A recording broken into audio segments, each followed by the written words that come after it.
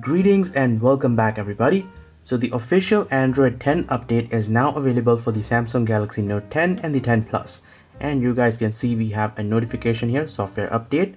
So this is the official Android 10 upgrade with One UI 2.0, and no, this is not the beta update, this is the official stable version for the Galaxy Note 10. And if you have watched my previous videos, you guys already know the Samsung Galaxy S10 Plus has already received this update. So if you want to watch that video, the link is over here.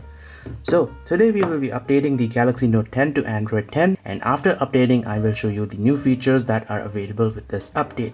And one feature I am really looking forward to on the Note 10 Plus is the addition of slow motion video for the front facing camera. So you guys know the S10 Plus already has slow motion video for the front facing camera. So you guys can see there's an option slow motion. The Note 10 Plus does not have slow motion video for the front facing camera. So if I launch camera here, go to the front facing camera, there is no option of slow motion video on the front facing camera. So I'm hoping that Samsung will add slow motion video for the camera with this update, although they haven't specified it over here. Anyways, we will see what happens. And by the way, this update is not yet out globally, it's only out in selected countries. I think Germany was the first country to receive it. So depending on your country, you might have to wait a little bit longer. But anyways, in case you don't see this update notification over here, what I want you to do is go to settings, then scroll all the way down, then tap on software update, then tap on download and install. If you do this, the phone will forcefully check if there is an update available for your phone. And if there is, you will see this screen. Alright, so let us go ahead and download and we will install this. By the way, the size is quite big, it's about 2 GB. Almost done downloading, and I'll put my case back on. Yes, I have started using cases on my phone because I dropped it and it has a scuff mark over here. And the purchase link for this case is in the video description, both of these. So these are just cheap cases I bought from AliExpress. And by the way, a lot of people ask me, will this update wipe off my apps and data? No, it will not. All your contacts, all your personal files will be retained, so nothing will be lost. But still, it's a good idea to take a backup of your phone before you perform these big updates, because you never know what can happen. Alright guys, so here we are on the lock screen and the phone is still installing the update. And by the way, after a huge update like this, your phone will feel a little bit sluggish and it will run slow. Don't worry about that. So what I want you to do is just plug the phone in and leave it sitting at the table for about 1 hour so that the phone finishes whatever it is doing. But you can see we are now on the home screen. So before I do anything else, let's go to settings. Scroll all the way down, then tap on about phone, then we will go to software information and you can see Android version 10 and One UI version 2.0. And if I repeatedly tap this, you guys can see Android 10 and you can move these around. So that's the Easter egg. Hey guys, Future Charlie here. So just want to clarify a few things. It has been more than 24 hours since I have been using this phone on Android 10, and let me tell you, the performance is fantastic, and no matter how many apps you launch, this phone will not slow down. Everything is working great, and yes, the camera did get the slow motion video update, but right after the update for about 2 to 3 minutes, the phone was a little bit sluggish. That is normal, and you must plug in your phone and let it sit for about 1 hour so that it finishes all the background tasks, and after that your phone will be back to normal. So since then everything has been working fine, no app crashes whatsoever. We do get the new Android navigation gestures, so that's great. Right now I cannot comment on the battery life because I am running the phone at 90% brightness and I am launching multiple apps, but from my previous experience on Galaxy S10 Plus, this phone has been running Android 10 for about 10-12 days now, and battery life is same as before, like it was on Android 9. So I don't think you have to worry about the battery life, everything is good. One issue I did have was with Prime Video. This app stopped streaming in HD after the update, but all it took was an update on the Play Store and it started streaming in HD once again. So in case your Prime Video app stops streaming in HD, please go ahead and update it in the Play Store, because after the update it will stop streaming videos in HD and it will require an update if you want to re-enable that HD option. So now let's go ahead, continue the video, and let me show you the new features that are included on Android 10. So let us first start off with the camera, because Samsung has redesigned the camera app on One UI 2.0. And for a comparison, I've got my Galaxy Note 9 here. So this one is still running the older version. So the first change you will notice over here is with the camera modes. The camera modes are quite limited. So we have live focus video, live focus, photo, video, and then we have a more button. So you guys may ask, where did all my camera modes go? Because on the previous version, you can see we have all of the camera modes laid out here at the bottom of the screen. So all of your camera modes are now inside this more button. So tap over here and this gives you access to all your camera modes. So Pro mode is there. We still have Instagram mode, super slow motion, and so on and so forth. So all your camera modes and Bixby Vision and AR emoji are now bundled inside this more button. And this is very convenient because on the previous version, so for example, if I am clicking a picture in night mode and I want to go back to photo mode, so once again I have to swipe multiple times to go back to the photo mode.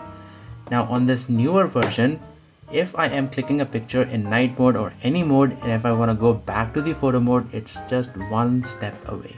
So just one tap and it goes back to photo, and then you can swipe to video. And if you still want all of these camera modes down here, just press this pencil icon and then you can just drag and drop these camera modes down over here and rearrange them according to your liking. So just press save and that's it. So we have Instagram mode over here. Also, now when you pinch out or pinch in, you get these 4 buttons. So this is 0.5x, 1x, 2x, and 10x. So these are your zoom controls.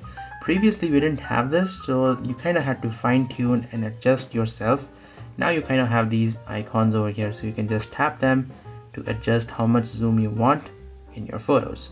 The Pro mode has also received some upgrades, so we will go to more and tap on Pro.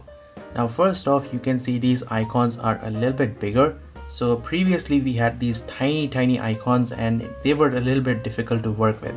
So I kind of like these bigger icons. Also, when you tap on these to change a particular setting, this setting will stay on the screen unless you manually dismiss it. So previously, if you were to change any setting, this will remain on the screen for about 2 seconds, then it would disappear. Kind of annoying sometimes. So this will stay on the screen until you manually dismiss it. So you will have to tap on this icon again to dismiss the setting. Also, the ISO goes all the way up to 3200. Previously it was limited to 800. So that's a slight upgrade to the Pro mode. Also now you can set shutter speed up to 30 seconds. I don't know if you can see it, but yeah, 30 seconds is maximum. Previously I think we had 10-second limit. So now let us fire up the front facing camera and check out slow motion video, because Samsung has included slow motion video with this update. So we will have to go to more and then we have slow motion. Super slow motion will turn on the rear camera, so that is not for the front facing camera. Slow motion video does work on the front facing camera. So I think the phone records video at 120 fps then slows it down to 30 fps. So let's give this a try. Press the record button and the recording starts. Got my lighter over here, handy dandy lighter. So let's try this. Let's do that again. Right, so it's gonna press stop. Let's take a look. And the recording starts. So that is, you can actually select which part you want the slow motion to be in. So let's play it from here. So this is slow motion video on the front facing camera. Hey guys, so this is a quick demo of the slow motion video on the front facing camera of the Galaxy Note 10 Plus. So got my lighter over here. Let me just light this thing up.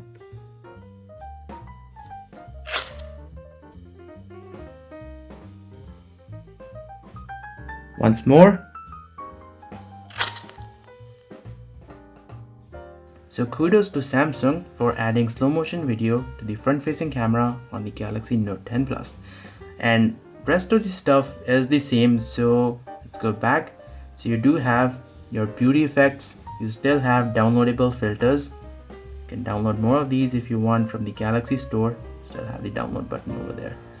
So all of the features have been retained. By the way, this is the motion photo icon. Motion photo has been moved from the main setting to over here. So all of the previous features have been retained, they just have been relocated, and personally I think this new camera UI is much better than the old one. This more button is actually a step in the right direction. Enjoying the content? Well, make sure to subscribe and do press that bell icon so that you can get notifications to my latest uploads. Let's continue. With One UI 2, Samsung has also updated the screenshot and the smart select tool. So now whenever you take a screenshot of a particular page, for example, I want to take a screenshot of this particular photo. I'll open up the edge panel and select the rectangle option in smart select. So you guys can see smart select automatically selects the photo in the middle of the screen. Now previously what would happen is if I open up the same photo and try to take a screenshot of this, it would just place a rectangle in the middle of the screen.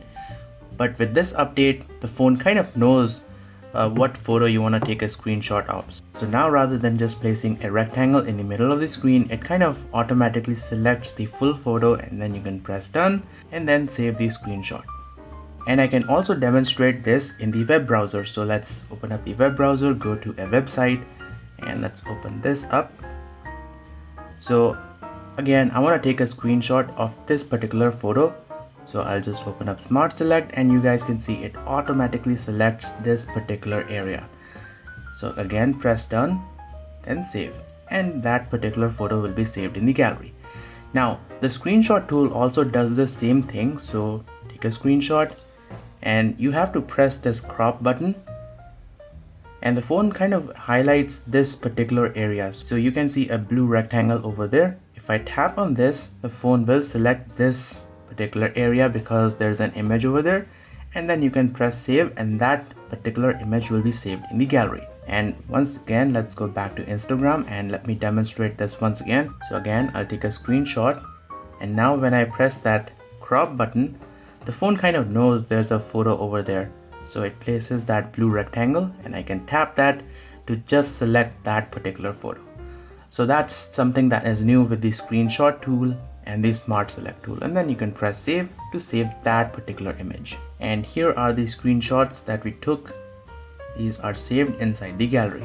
So when you plug your phone into the charger, or if you have your phone connected to your computer, the phone shows you the battery status at the bottom of the screen, and this will always be there. So even if you have the always on display turned off, the phone still shows the battery status at the bottom of the screen. Now previously you could not turn this off, but with this Android 10 update, you now have an option to turn that battery status off when the screen is turned off.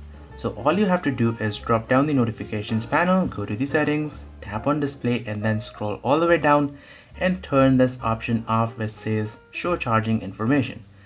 And as soon as you turn this off, put your phone to sleep, you no longer get that charging information at the bottom of the screen. Now personally, I do like to see that charging information when the phone is plugged in, so I will turn that on, show charging information. So if you want to turn this off, you can do it now on Android 10. So apart from turning off that charging information, you can also turn off this fingerprint icon. So this tells you where the fingerprint scanner is. So now with this update, you can actually turn that off. So let's go to settings, scroll down to the part which says biometrics and security, then tap on fingerprints, enter your PIN, and over here tap on show icon when screen is off.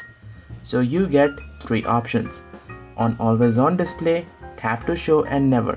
I think tap to show is a good option, just lets you know where the fingerprint scanner is when you tap the display. So I'm gonna turn off always on display to demonstrate this. Okay, so now the screen is completely off. You want to know where the fingerprint scanner is. Just tap the screen once and the phone will show you where the fingerprint scanner is. So this is where you have to place your finger in order to unlock the phone. So I think this is a better option compared to never. So if you select never, that icon will never show up. If you select tap to show, the icon will show if you tap the screen once. So let's turn on always on display and see if the icon shows up. So we have the setting tap to show. Let's turn the screen off. Okay, so no fingerprint icon.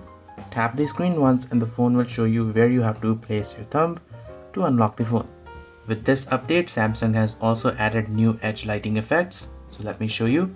So we will go to settings, then display, then we will scroll down to edge screen, then we will go to edge lighting, then edge lighting style. So this is the glitter effect. I know everybody loves this, but if you take a look over here, these are some new effects added with the Android 10 update. So this is the hearts effect, small little hearts over there.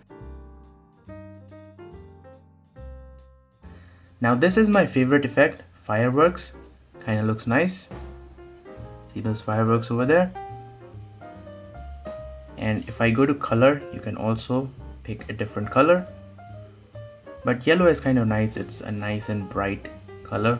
And advanced, you have the setting for transparency, width and duration.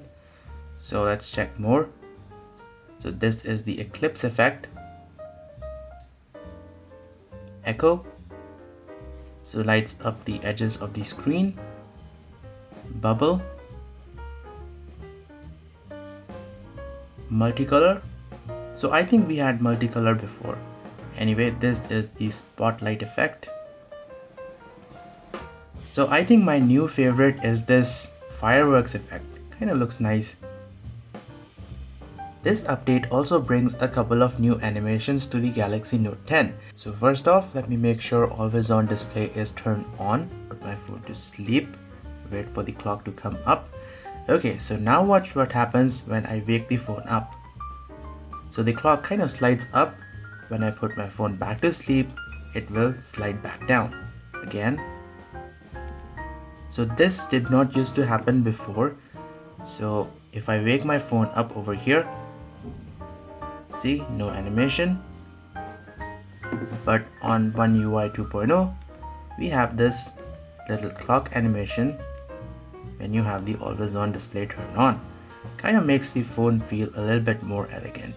You also have new animations whenever you launch an app. So for example, I will launch the dialer app. So you can see how it just pops up. This is slightly different compared to the old one. So the old one just launches directly. This one kind of pops up from the icon. It's not too different, but yeah. Now when you are in a particular app and if you go to your recents, I think this is where the significant animation change lies.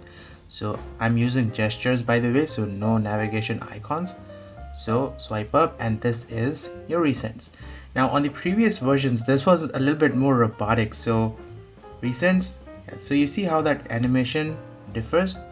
Again, recents, and if I open up recents here, oops. So if I open up recents, it's kind of more smooth and fluid on Android 10.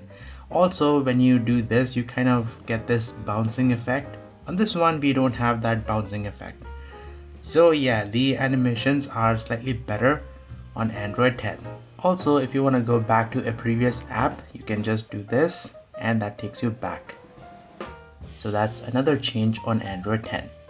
Android 10 also brings brand new full screen navigation gestures. So right now I'm still using the old full screen navigation gestures. That means this is back, this is home, and this brings up recents. So this is the old navigation gestures. So now let me show you the new navigation gestures, and I bet you guys will love the new navigation gestures. So we will go to settings, then display, then scroll down to the part which says navigation bar. Tap over here, then tap on more options. But I think most of you guys will be using this first option which says navigation buttons. So you will have these navigation buttons at the bottom of the screen. So I want you guys to set this to full screen gestures. Then tap on more options. By the way, this is new, more options. Then swipe from sides and bottom. So this is new. So the way this works is you can swipe in from either side of the screen to go back. So this is back, and you can swipe from over here. So this is also back. And if you swipe from bottom and release, this brings you to your home screen. And if you want to see your recent apps, swipe up from the bottom of the screen and hold, and this will bring up all your recent applications. So this is the new navigation gestures. Now in my opinion, I absolutely love the new navigation gestures. I've been using them on my Galaxy S10 Plus for about a week and a half now. You see, the thing is, these new navigation gestures kind of makes the phone a little bit easier to use with one hand.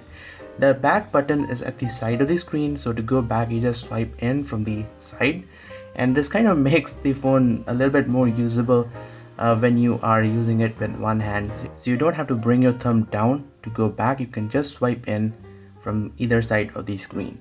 And if I want to shuffle between different apps, so you guys can see I have a couple of applications open, I can just do this and that will allow me to shuffle between different apps. So you can swipe in from either side and you will be able to shuffle between different applications. So that is really convenient. And this brings up the home screen. So just swipe, release, home screen, swipe and hold. This brings up recents. But I don't think you need to go to recents because you can easily shuffle between different apps just by doing this. So this kind of makes using the phone a little bit more convenient. I think I will keep these new navigation gestures. These are awesome. Thumbs up. One thing I want to clarify is that some applications have a menu that opens up when you swipe from the left hand side of the screen. So this is the menu on Play Store. It opens up when you swipe in from the left. But if you have the new Android 10 navigation gestures turned on, if you swipe in from the left, the phone will take you to the previous screen, and because that's the back button. So what do you do if you have to open up that menu? Well, you just swipe in at an angle and that opens up the menu. So just swipe in like this and that will open up the menu. And this is back. If you want to open up the menu, swipe in from an angle and that will open up the menu. It takes a while for you to get used to these new navigation gestures, but once you do get used to them, I don't think you will go back to the previous version. On Android 10, whenever someone sends you a link over text messages or web messaging application, you now have the ability to open up that link directly from the notification panel. So I have sent myself this link. You can see the Chrome button over there, and if I tap over here, it will take me to that particular link. And I have another link over here, YouTube. So if I tap on this YouTube button, it will take me to that particular YouTube video. Also, you can go to links directly from your lock screen.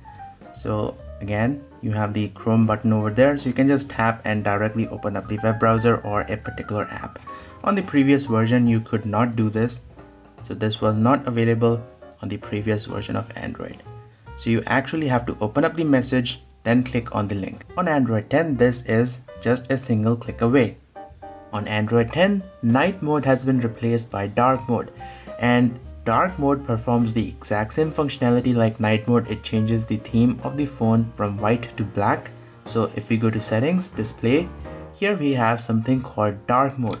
On previous version of Android, this was called night mode. So we will go to settings, display, see it's night mode over here, and it's called dark mode on Android 10. Now it performs the exact same functionality, but it does have a few more features.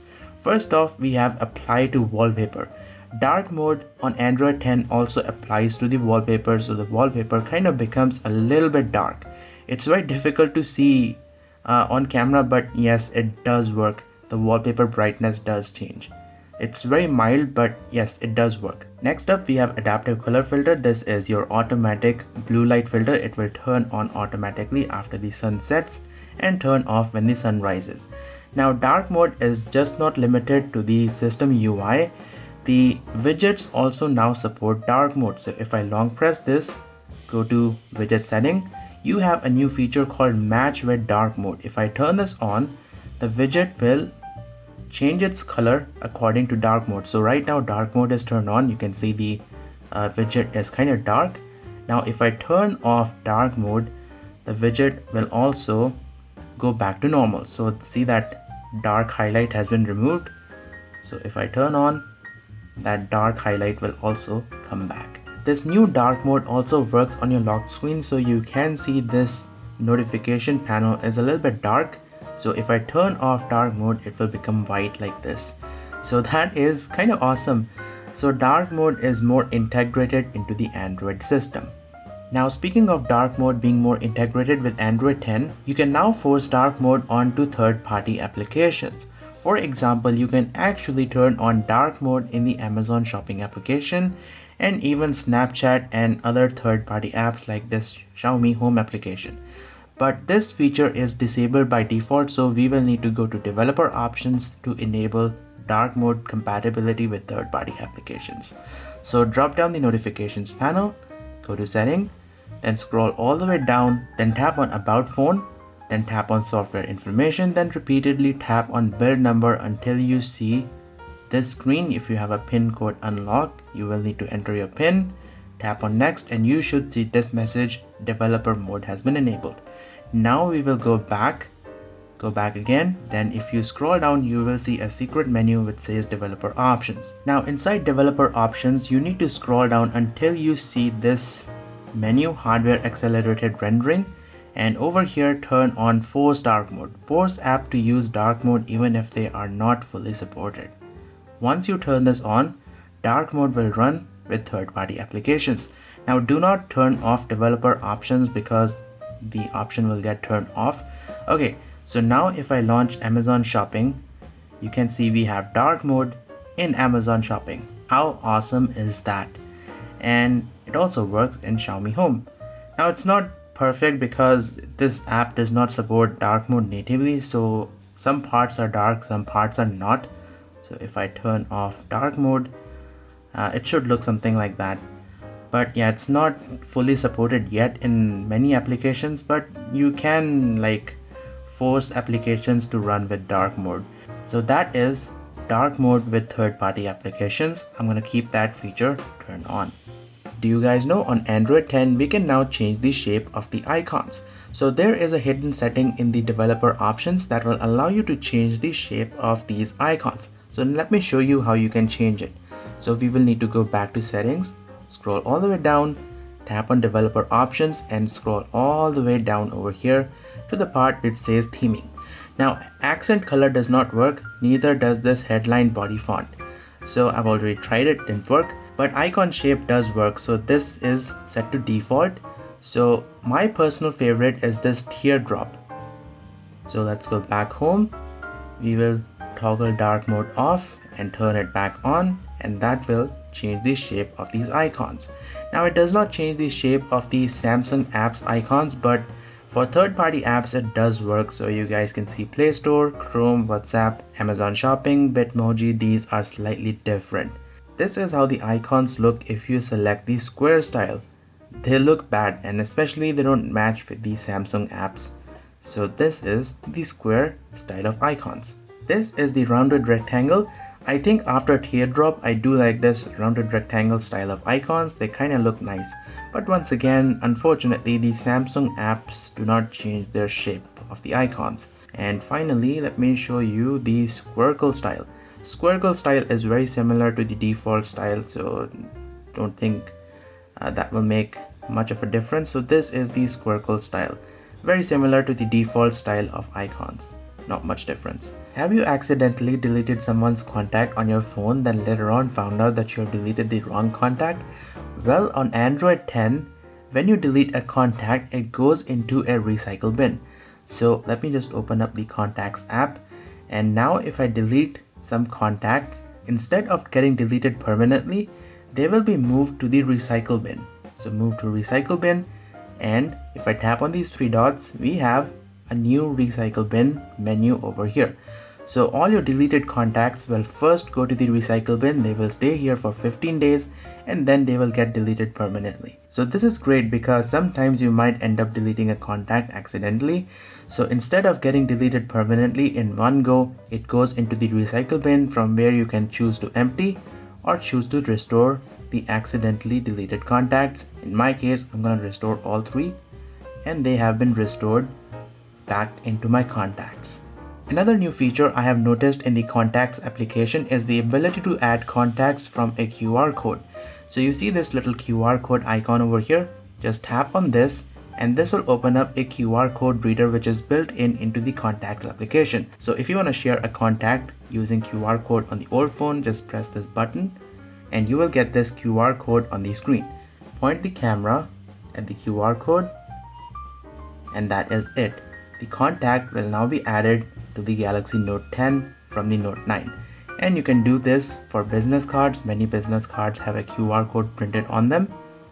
So we will just press save and the contact is now saved on the Galaxy Note 10. By the way, you can still add contacts to the Galaxy Note 9 using QR code, but it involves multiple steps because you don't have a QR code reader built into the contacts application.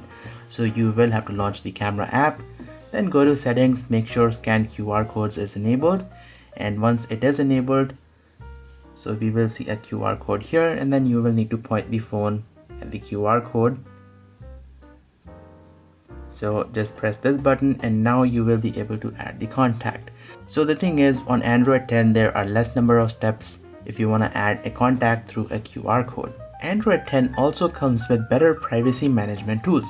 Let me show you what I'm talking about. So let's go to settings, and if you scroll down here you will see a new menu which says privacy. So open this up, then over here we will tap on Permissions Manager.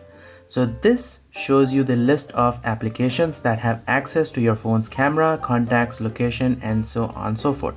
So for example, if I tap over here, this will show me the list of applications that have access to the phone's camera.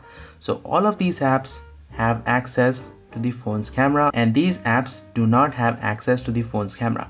By the way, you should not disable access to the camera for each and every applications because some of these apps do need to use the camera.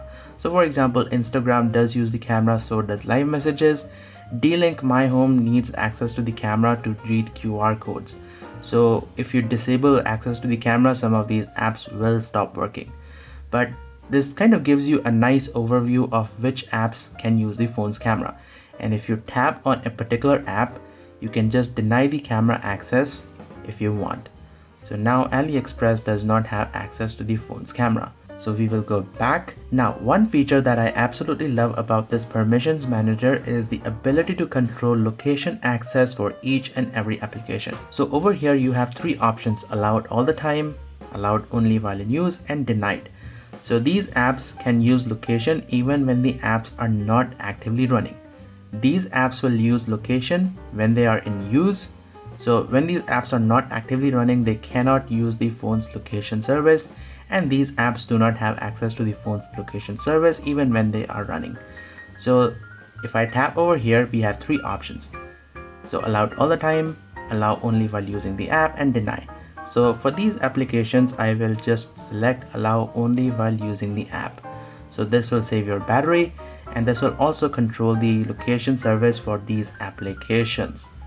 So yeah, this is a much better option. So yes, the thing is, do use common sense when you are denying permissions to certain applications. So see, if you deny permission, basic features of your device may no longer function as intended. So these apps need location access all the time. But all said and done, I do like where Android 10 is going with this update. I do like the Centralized Permissions Manager because this kind of gives you an overview of which applications have access to different features of the phone. Samsung has completely redesigned the device care menu, so this is where you check your battery, storage, memory, and security of your phone. So on Android 10 with One UI 2.0, this has been completely redesigned, but all the features are still there. So let's drop down the notification panel, go to settings. So we will scroll down to the part which says device care. So this is how the new device care looks like. So you still have battery, storage, memory, and security. They just have been redesigned. And if you tap on battery, so you can see this one has been completely redesigned. So this is how the old version used to look like. Now you have more settings laid out inside the battery submenu. So we have the battery usage. You can check the battery usage. Again, this is completely redesigned. It used to look like this before. Now it looks like this. You can now check your battery usage for individual days. So this is how much I use my phone on 20th. It shows you how many apps you've been using and for how long. It shows you when you have been charging your phone. It shows you screen on time. It shows you screen on time here for 21st December. 20th is over here. So let's go back. Now you have the power modes over here, and let's go back. App power management is also available, so you can put unused apps to sleep. Keep that feature enabled. And let's go back again. And then wireless power share is also new, so you can set a battery limit from over here when wireless power share should turn off. Again, let's go back. Then you can enable and disable fast cable charging and fast wireless charging. So before, all of these options were buried inside some other submenu. Now they are available right inside this battery menu over here inside device here. Then you have your storage menu over here. This shows you how much storage your phone is using, and it's the exact same thing, some new features here and there, but I'm not going to go into too much detail because that will consume a lot of time. Then you have memory. You can see about 5.6 gigabytes of RAM is being used out of 12. So still 50% memory is free, no problem. Then if you tap on these three dots and go to advanced, we have some more options: notifications, auto optimization, auto restart, and automatically optimized setting. So all the options are still available in the device care, they just have been relocated to different menus. On One UI 2, Digital Wellbeing also sees a complete design change, and Samsung has added a new feature called focus mode. So let us go to Digital Wellbeing, let's go to settings, and we will scroll down here to the part which says Digital Wellbeing and Parental Controls. Tap over here, and this is how the new Digital Wellbeing looks like. So it still shows you how many times you unlock the phone, how many notifications you have received, and how many apps you've been using. By the way, Digital Wellbeing is not there on the Note 9, so I cannot give you a comparison between the two. But yeah, so let's tap over here, and this takes you to a more detailed view. So you can see usage for different days. So 20th, I've been using these apps, and if you tap on view more, it will show you all the apps that I have been using on 20th of December, and I used my phone for a total of 2 hours and 24 minutes. So let's scroll down, and I have received 168 notifications on 20th and 29 notifications today, which is 21st of December. And it shows you which apps have been sending how many notifications and how many times you unlock the phone. Then if we scroll down, we still have app timers. App timers was also available on the previous version, but what is new with this update is focus mode. Now I'm gonna skip on parental controls because this requires you to set parental controls up. I'm not gonna do that.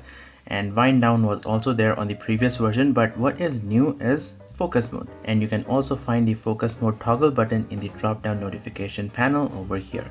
So you can turn it on quickly.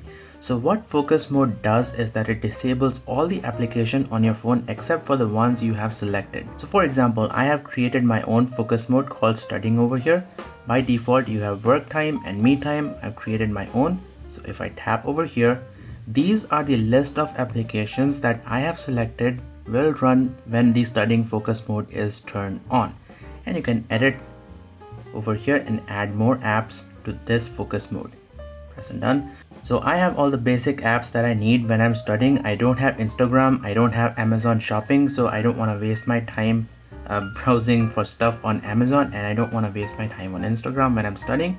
So as soon as I press start and go back home, let's go back home, you can see YouTube, Instagram, WhatsApp, all these entertainment applications are disabled except for the basic apps that I need. So I still have a browser, I can still receive phone calls, take some pictures, but gallery is disabled. I don't want to waste my time inside the gallery. But if you click on a app which is disabled, it says gallery is blocked during focus mode. You can use gallery and receive notification after focus mode ends. So when focus mode is turned on, you will also not receive any notifications from these apps. So if someone sends you a message over Instagram or WhatsApp, it will not show up in the drop down notification panel. So that's one way you can prevent any distractions when you are studying or when you're having your me time. Again, these apps like Amazon Shopping, Snapchat, these time wasting apps are disabled, so I don't want to use these when I'm studying. So this is sort of a self-control thing. To be honest, you don't need to enable this feature. You should have enough self-control that you should not require focus mode to be turned on. But it's nice to know that this feature is there in case you don't have that much self-control over yourself. You can turn on focus mode and then disable apps when you are busy in some work. The way you pick and set a wallpaper is also slightly different on One UI 2. So on the previous version, you just long press on the home screen, tap on wallpapers, and this takes you to the Galaxy Store. Now over here, if you do the same, long press, wallpapers, it takes you to this screen. So now the phone kind of shows you a preview of the lock screen and the home screen on one single page. Now if you want to pick a wallpaper, just press on my wallpapers and it will take you to this page which shows you all the pre-installed wallpapers, and these are your downloaded wallpapers that you have downloaded from the Galaxy Store. Speaking of Galaxy Store can still be accessed by pressing this button, explore more wallpapers. Press over here and it takes you to the Galaxy Store, which is the same over here. So yeah, it's the same thing. By the way, you can see dark mode is also working on the Galaxy Store now with Android 10. Didn't used to work before. Let's go back. So the second option is gallery. You can pick a wallpaper from the gallery. Let's pick this one and tap on done.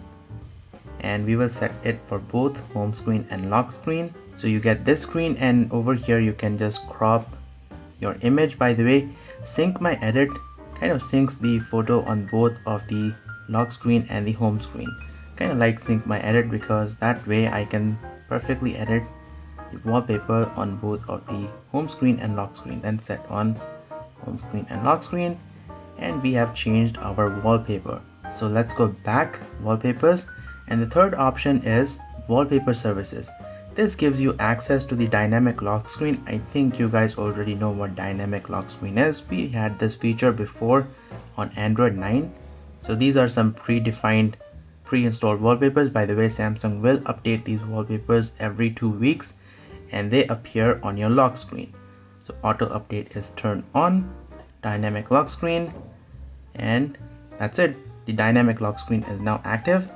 So put my phone to sleep, wake it up, we have a new wallpaper. Again, put my phone to sleep, and if I wake it up, we have a brand new wallpaper, and you can swipe in like this to see more wallpapers on your lock screen. So that is dynamic lock screen. I really like the new way that you pick wallpapers on Android 10. I think this is far better than what we had before. Now, one thing that has disappeared on Android 10 is the motion effect. So let's just do this. So now you have this sync my edits button instead of this motion effect button. So previous versions, you used to get this motion effect on the wallpaper. So whenever you used to tilt your phone, the wallpaper also used to tilt with the phone. So that kind of gave you a 3D effect. Now that is missing. So if anyone knows how to get that 3D effect back, do let me know, because yeah, you see the wallpaper does not really move. So that 3D effect is kind of gone. So let me know if this option is still available on One UI 2, because I could not find it. The alarm clock screen has also seen a slight redesign on Android 10. So we will just wait for the alarm to ring up. Okay, you guys can see we have a simple snooze button on the old version, but on the new version you can actually add more minutes to the snooze timer. So you can add up to 60 minutes and press this button, and now the alarm is snoozed for 60 minutes. This one you don't have that option, just have that simple snooze button that snoozes the alarm for 5 minutes. The next new feature of Android 10 I'm going to show you is Live Transcribe. Now, Live Transcribe was available on previous versions of Android, but it was available as a separate download. It was not integrated into the system. Now on Android 10, Live Transcribe is integrated into the Android system. Live Transcribe uses your phone's microphone and it translates your spoken words into plain text in real time. So let me show you what I'm talking about. So drop down the notifications panel, go to settings, scroll down here to the part which says accessibility, then tap on hearing enhancements. And over here we have Live Transcribe. Listen to live speech and display it as a text. Tap over here and turn this feature on. Click on allow, and it says here use accessibility gesture. So you have to swipe up with your 2 fingers from the bottom to open up Live Transcribe. If you are not using gestures, you will get a person icon over here on the screen. So tap on got it. So let's go back to the home screen. So now I will swipe up with 2 fingers and this will open up the Live Transcribe application. So you see what's happening over here. The Live Transcribe application is translating my spoken words into plain text, and it's quite accurate, which is kind of surprising. So this is what it's meant to do. It's meant to translate your spoken words into plain text. And then you can select this and copy it and paste it wherever you want on your phone. You can also send this as a plain text. Pretty darn awesome. When you set a color to a folder on One UI 2, it kind of gives you a live preview of the folder color. So for example, I have a folder over here. I have a similar folder created on the previous version here. Now if I tap on this button, so from over here you can set a different color. So this one actually gives me a live preview of the folder icon. This one does not. So you don't have that preview over there. So to see the folder color change, you actually have to go back and then you will be able to see. This one gives you a live preview. So a little bit of change here. And also if you press on this colorful orb, this is the old color picker and this is the new one. So yeah, slightly different. This one you have all the colors laid out on a single screen. Press done and you have a different color. Again, this one does not give you a preview. This one does give you a preview. If you want to add more apps, you press this plus button. It has been moved from the bottom of the screen to top over here. So yeah, same functionality but slightly more enhanced. Kind of like it. Guys, we are almost at the end of this video, and for my final 20th feature, I'm going to show you the difference between one-handed mode, because the way you activate one-handed mode on Android 10 is slightly different compared to the old one. So we will go to settings, scroll down to the part which says advanced features, tap over here, scroll down and tap on one-handed mode and turn use one-handed mode on. So here we have two options: gesture if you are using the full screen gestures, which I am doing right now. Button is for when you have the navigation bar available at the bottom of the screen. So when you are using full screen gestures like I am, there's no navigation bar.